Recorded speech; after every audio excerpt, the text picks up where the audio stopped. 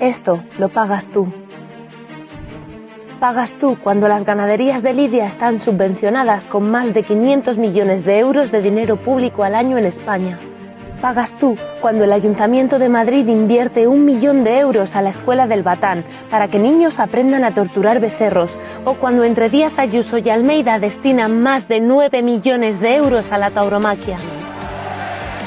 Pagas tú cuando en Extremadura se presupuestaron 1,36 millones de euros en ayudas a la tauromaquia en 2020. Pagas tú cuando la Diputación de Badajoz concede 950.000 euros al Patronato Escuela de Tauromaquia, que enseña a niños a torturar reses vivas a partir de los 14 años. Pagas tú cuando Castilla y León emplea 1,5 millones de euros en ayudar a la tauromaquia tras el COVID-19. Pagas tú cuando en Andalucía, Valencia, Murcia, Navarra y Castilla-La Mancha se siguen dedicando millones de dinero público a la tortura animal. Esto lo pagas tú, aunque las corridas de toros hayan caído un 63,4% desde 2007. Aunque el 81,4% de los votantes no esté a favor de la tauromaquia. Aunque el 84% de los jóvenes no se sientan orgullosos de vivir en un país donde las corridas de toros sean una tradición, y solo el 9% de la población reconoce haber presenciado un festejo taurino. Esto lo pagas tú, aunque el 78% de la población esté en contra de las subvenciones a la tauromaquia. Entonces, ¿por qué sigues pagando?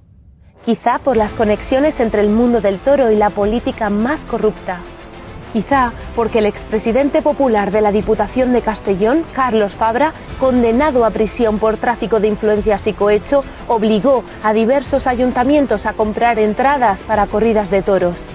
O quizá porque la esposa de Arias Cañete, exministro de Agricultura con el PP, Micaela Domecq, ganadera de toro de lidia que aparecía en los papeles de Panamá, recibió unos 6 millones de subvenciones de la PAC europea, a sumar a las subvenciones nacionales.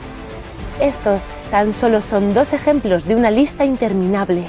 La PAC europea supone al menos el 31,6% de los ingresos de las ganaderías, que sigue lucrando a empresarios y toreros por todo nuestro país con dinero público.